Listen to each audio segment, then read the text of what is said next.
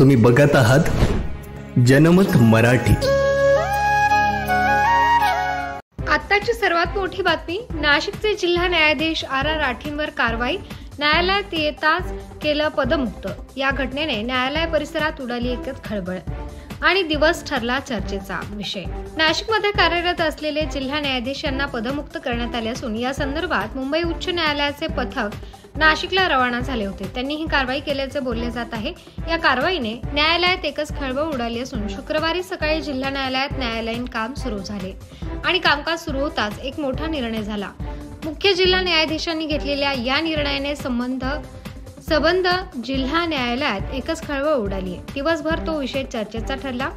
जिल्हा न्यायाधीश सकाळी 10 वाजता आपल्या कार्यालयात उपस्थित झाले। त्यांनी कामकाजाला सुरुवात केली। त्याचवेळी त्यांना प्रमुख जिल्हा न्यायाधीशांनी निरोप पाठवून बोलावून घेतले आणि त्यानंतर त्यांना पदमुक्त करण्यात आल्याचे पत्र देण्यात आले। जिल्हा न्यायाधीश आर राठी यांच्या काही न्यायालयीन निवडांबाबत तक्रारी होत्या।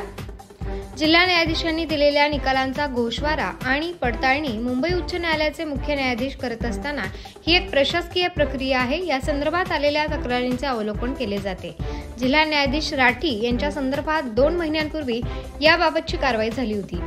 नियमित प्रक्रियेनुसार मुंबई उच्च न्यायालयाच्या पथकाने न्यायाधीश राठोड यांच्याबाबत चौकशी केल्याचे कळते व त्यानंतर ही कारवाई झाली। याबाबत उच्च न्यायालयाच्या मुख्य न्यायाधीशांनी जिल्हा न्यायाधीशांना पदमुक्त करण्याचे पत्र पाठवले होते। त्यानुसार ही कारवाई झाली असल्याचे समजते।